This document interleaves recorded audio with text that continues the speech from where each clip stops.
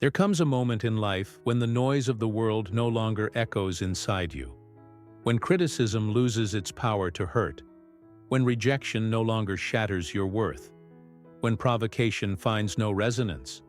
This moment is called wholeness, and it can only be reached when you descend into the basements of your own soul. Carl Jung once said, "What we deny in ourselves appears in our lives as fate." And maybe that's why so many people are still slaves to others' emotions. Not because others are too powerful, but because we are fragmented within. This video is a portal, a call for those who are tired of being affected by everything, for those who have realized that protecting yourself doesn't mean building walls. It means lighting up the inner darkness. Today, you'll learn what no one ever taught you: how to be untouchable without losing your softness, how to turn pain into a shield, how to protect your energy without closing off to love, and how to finally become an awakened, serene, and unshakable soul. Take a deep breath. You're about to begin a journey of healing, clarity, and rebirth. If this message already touched something inside you, like this video, subscribe to the channel, and share it with someone who needs to learn how to protect themselves without shutting down. This is how transformation begins. With a small act of awareness, have you ever felt like the world had direct access to your heart? Like any comment could cut through your skin like a blade? Like someone's glance could ruin your entire day? This hypersensitivity is not a flaw. It's a symptom of a wounded ego, of a soul that hasn't yet reconnected to its inner fortress. Often, we are like houses without doors, open to the wind, to the dust, to chaos. We allow everything in because we haven't yet learned to discern what is truly ours from what was thrown at us. We carry other people's pain, their rejection, their judgment, as if they were our own. But why does this happen? Because we don't know who we are, and those who don't know their essence live as reflections of others' emotions. Jung said, "The soul suffers when it tries to be what it is not." And it's precisely this attempt to fit in, to please, to belong at any cost, that makes us fragile. The root of pain lies in expecting from others what only you can give yourself: validation, love, recognition.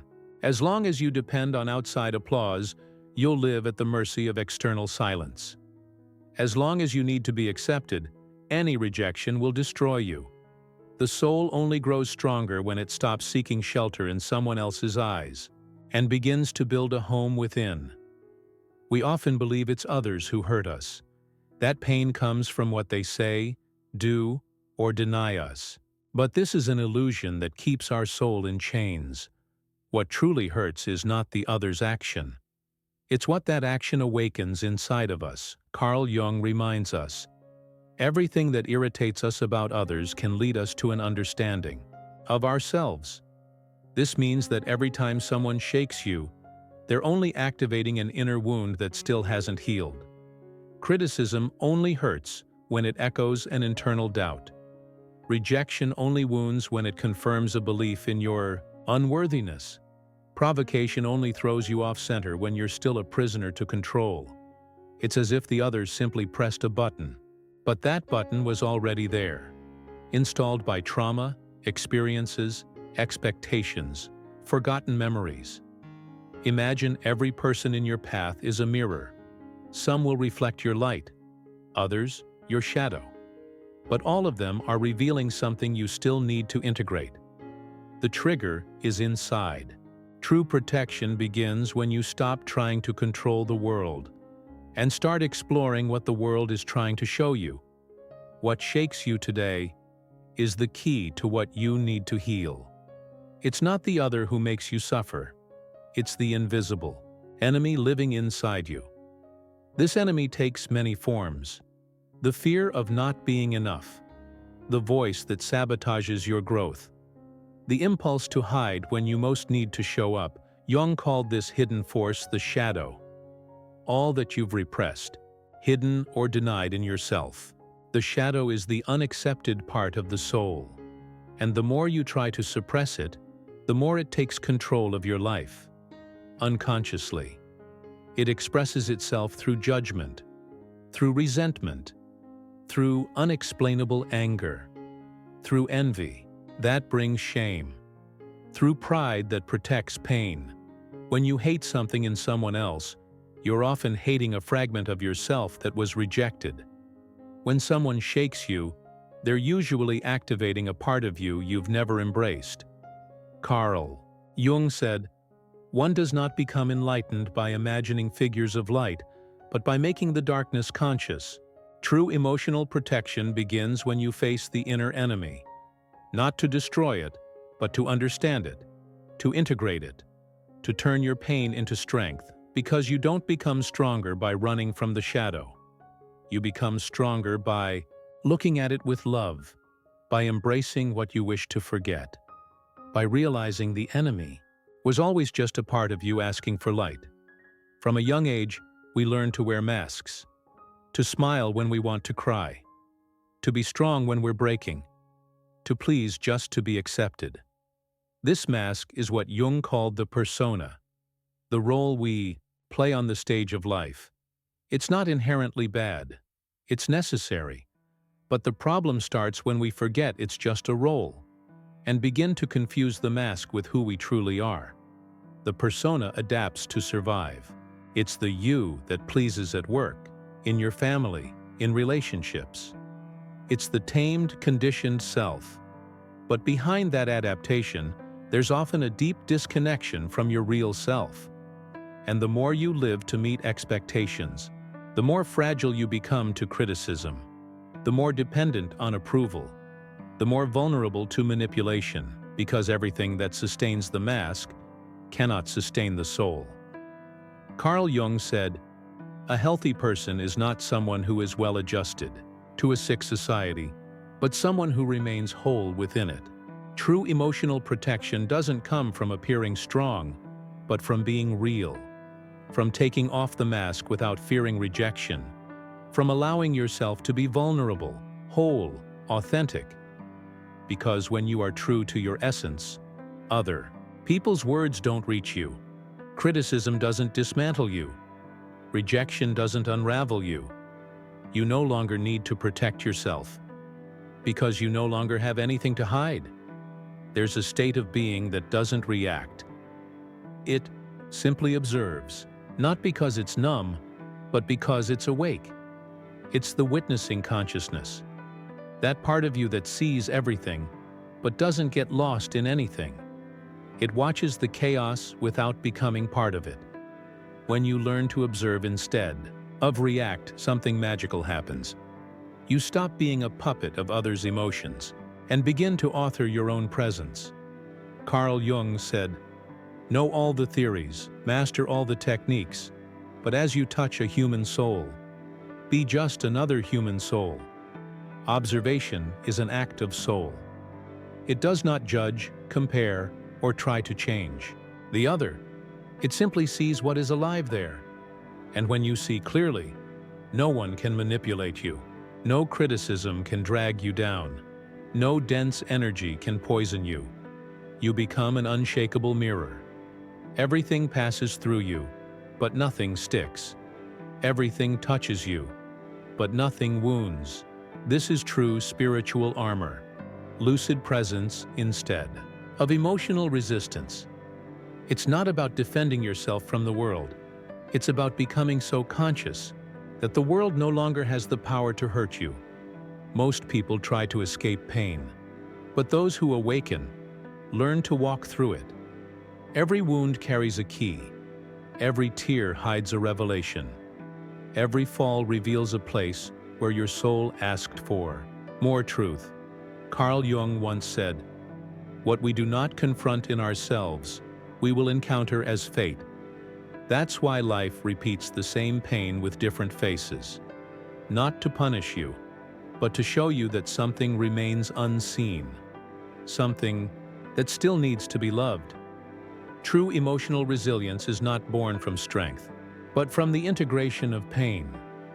It's when you look at abandonment and realize it birthed your longing to belong. It's when you face your fear of judgment and see how much of your truth you've silenced. It's when you honor your loneliness, tetue, and in it, find the presence of your own spirit. When you stop running from the wound, it transforms into a portal of awakening. It's not about suffering more. It's about suffering with awareness, about crossing with courage, about emerging on the other side more whole, wiser, freer. It is in the pain embraced that the soul finds its strongest shield, truth. Indifference is not coldness. It is maturity. It's when you choose not to be poisoned. Even while feeling everything, Jung said, freedom is not doing what you want. Freedom is not being dragged by what you didn't choose. Conscious indifference arises when you realize not everything deserves your reaction. Not every provocation deserves an answer. Not every attack requires defense. Not every criticism needs to be received as truth. It's like saying inwardly, I see what's happening, but I won't give it the power to dominate my field. This is a state of soul that moves with compassion, but does not absorb the chaos of others. You can love without submitting. You can listen without absorbing. You can stay open without getting hurt. Conscious indifference is like the lotus flower, growing in the mud but remaining unsoiled, immersed in the world, yet untouched in its essence. You don't need to react to everything, nor defend yourself from everyone. You only need not lose yourself. When your inner silence is stronger than the outer noise, nothing and no one can destabilize you. Letting go is not abandonment. It is releasing what no longer resonates with your truth. It's allowing what binds you, what weighs you down, what no longer teaches, to fall away. Jung said, you will only discover what lies beyond pain once you have the courage to release what keeps it alive. We cling to people, to ideas, to stories, to guilt, because we believe that without them, we are nothing. But the truth is the opposite. It's precisely because of these attachments that we forget who we are. Emotional attachments are invisible, chains. They keep you stuck in cycles of pain. They force you to stay where your soul has already left. They make you bleed just to keep dead relationships alive. Letting go is an act of faith. It is saying, I trust that my truth will lead me to something greater. It's releasing control, pride, repetition, and allowing something new to be born within you. But how do you let go? With presence, with small acts of self-sovereignty, with the daily decision not to feed what's destroying you, with simple practices, silence, writing, walking, meditating, saying no. Each time you release what hurts you, you move closer to who you truly are. And what once shook you no longer reaches you, because you have risen to your own new level of consciousness. There comes a point in the journey when nothing shakes you anymore, not because you've hardened, but because you've become whole. Carl Jung said, who looks outside dreams, who looks inside awakens.